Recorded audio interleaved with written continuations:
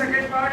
How would you express rain as an agent of floods and a source of water for dams? We discussed this yesterday. Yes. Now, H part. Pay attention. Ashutosh. I am like earthly life. Why does the poet call rain as earthly life? So, the poet called rain as earthly life because as on earth the people comes and die, as that the rain starts and after some time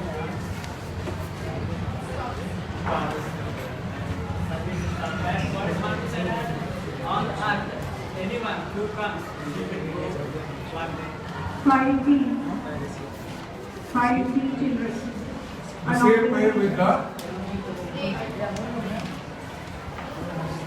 tick. Very good. And you can also correlate it to it. Keep it straight. Keep it one level. Don't rotate it. Don't rotate it. Just be comfortable. Poet is comparing the rain as poet is comparing that it is similarly to the earthly life that the earth men may come and men may go. It is same as the rain. Rain may come and rain may go. Okay.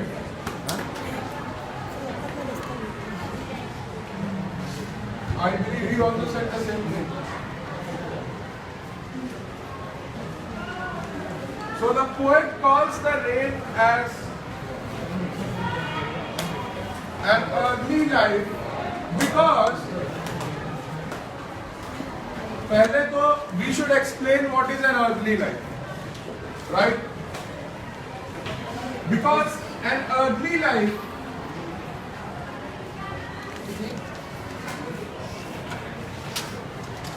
means that,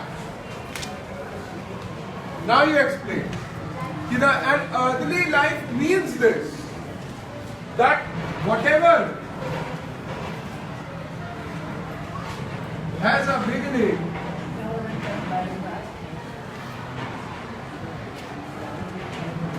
must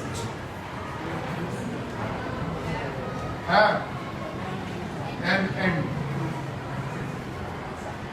ठीक? First of all, you told what is an earthly life. An earthly life means whatever has a beginning, it must have an end. It should stop at some point or the other. ठीक है?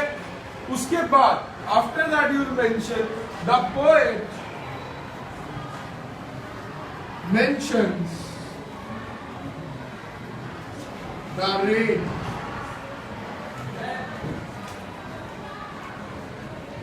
to begin at the feet of the mad elements. So from here you correlate it to the poetry. Okay?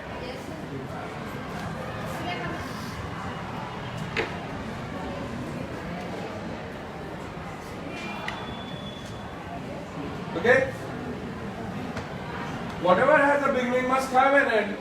उसके बाद full stop. The poet mentions the rain to begin at. Mentions the rain to. Rain को mention करते हैं कि वो शुरू होती है at the feet of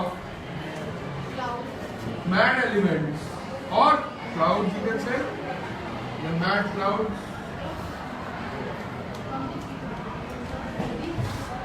And it ends on the earth on the upraised wings of death. And it ends on the earth on the upraised wings of death. ठीक है? लिखिए. And it ends on the earth on the upraised wings of death. धरती के ऊपर आकर के खत्म हो जाती है वो upraised wings of death के ऊपर. ठीक है?